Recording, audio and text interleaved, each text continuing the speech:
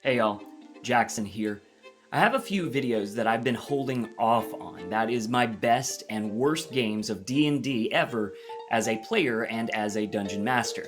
Now, if you haven't already, you might want to check out my best game as a player, which wound up focusing on some RPG horror story level of geek drama. Now, you're not going to get that vibe in this one.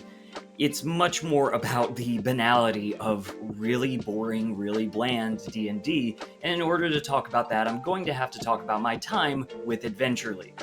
For those of you who don't know, Adventure League is Dungeons & Dragons' version of organized play.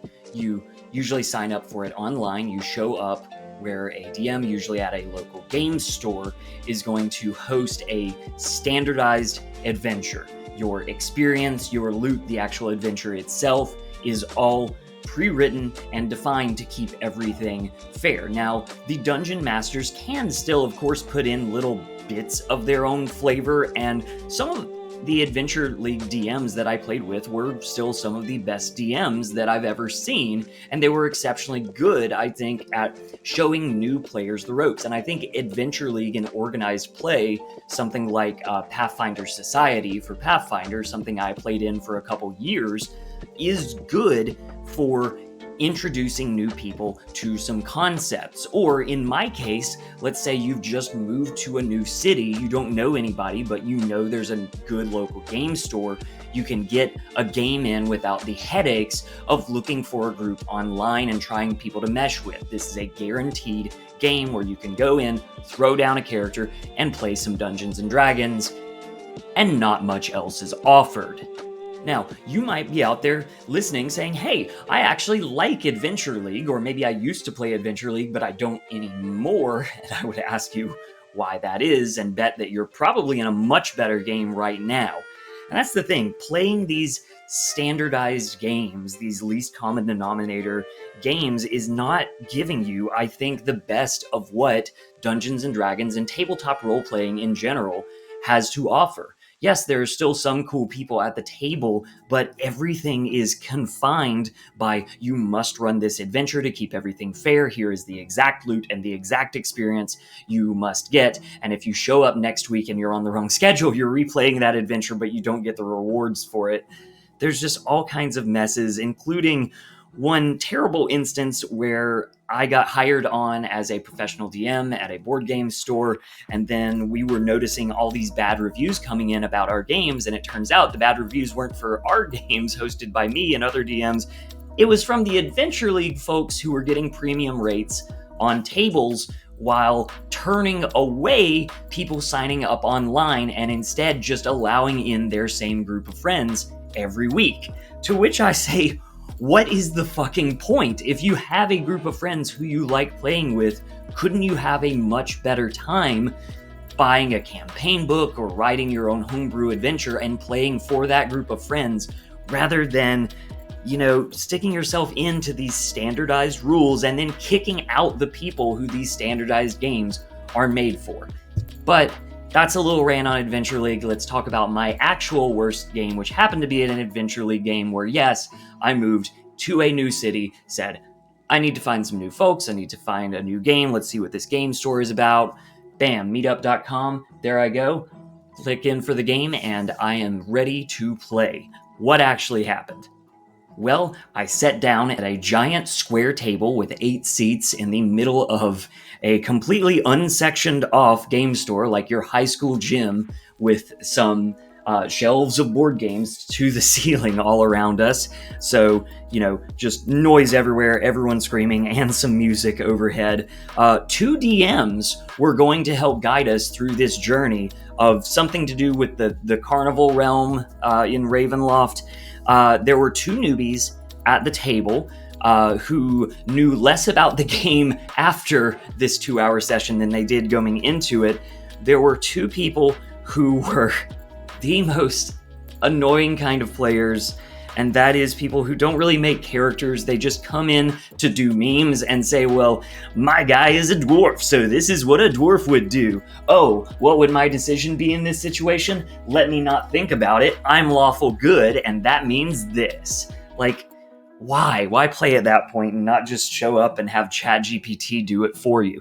Anyway, there was me, and then there was this kind of tech bro guy who was honestly the best role player and put the most into his character at the table. So I tried coming in with an open mind. I had 3 different characters, and as I was hearing about what everybody else was doing, I said, like, all right, we don't have a lot of magic rep. Let me grab my Winter Eladrin Druid. Which, to rag on myself here, trying to open up to new people and create a fun experience as a player and picking an Eeyore-ass depressing Winter Eladrin character to open up with, not the best choice. I think it would have been better if I would have picked which one of those 3 characters I was going to play that night and came in with that idea. So, look, I could go play by play on this adventure, but it was just not good. The DMs weren't teaching. They were barely guiding us through the adventure. There was a lot of weird offshoot things happening, mostly from the 2 annoying players who were trying to put bad influence on the 2 new players who were just confused about what their stats and the dice were.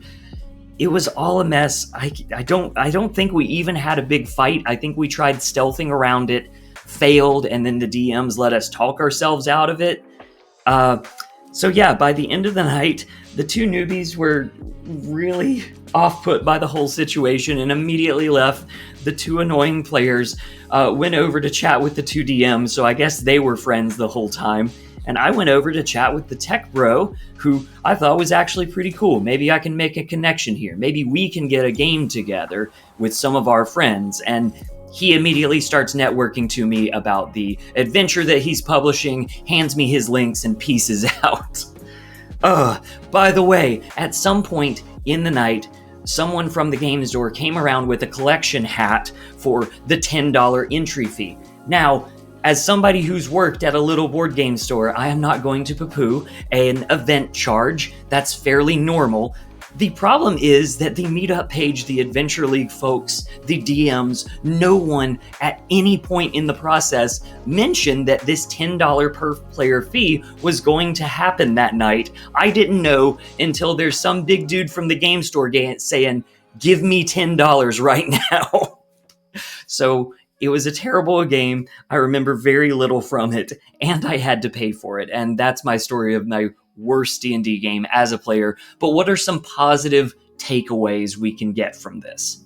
Well, lesson number 1, try to look beyond social media to see what your local game store is running. Maybe not for my situation, but for the 2 new players there, this game store was a pretty big operation, and they did have some free learn to play sessions that I think would have been a much better experience for them than getting jumped right into Adventure League with a couple of DMs who were not interested in teaching, unlike most experiences I have had with Adventure League DMs where that's actually what they're there for. Takeaway number 2, actually make a character. Don't be ready to play the fill role like I was trying to do. Play something that you're going to have fun with, that's personal to you, and then maybe other people will remember that about you, and that's going to be a positive takeaway for them. If everybody is showing up, maybe not with your best character, maybe you want to save that for later, but maybe you're working on a version of that character. Just show up with something that's real rather than just, I'm a dwarf, I'm lawful good, I'll be a sad Winter Eladrin. Takeaway number 3, go in with the expectation of meeting new people. If you're just there to play the standardized content, you can stay at home. You can solo play, you can read through an adventure book, you can play Skyrim. You're there so that you can play with the people at the table. And I think going in with that mindset is going to be a much better time. And you can also try to manage your expectations. Whether it's an Adventure League game or a pay-to-play game or finding randos online, think about what you're getting into. Don't expect every game to be a Critical Role masterpiece, and also don't go in dreading an RPG horror story happening. Think about the people that you're going to meet, think about the adventure you're going to play, and try to focus on your own character and bringing your fun to the table so that everybody else can help have fun in response. And finally, Point number 5, maybe don't play Adventure League. Now, it may have gotten a lot better since I've played it, since the snafu when I was working at the board game store and we had to oust that Adventure League team. But I don't think standardized play is the way to go, at least not for a session or two, until you meet that group of friends who likes playing on the same nights you do, and you say, hey guys, let's make something original. Let's make something together that's special for us and our group. I would love to play bigger characters. I'd love to get to know y'all more. Let's make this happen. And then maybe you don't have to pay a $10 event fee because you can play at one of your houses. That is all for the day. Thank you for listening to my worst D&D story as a player. I'm excited to tell you about my worst D&D game as a DM and my best game as a DM. See you later. Have a nat 20 day. Bye-bye.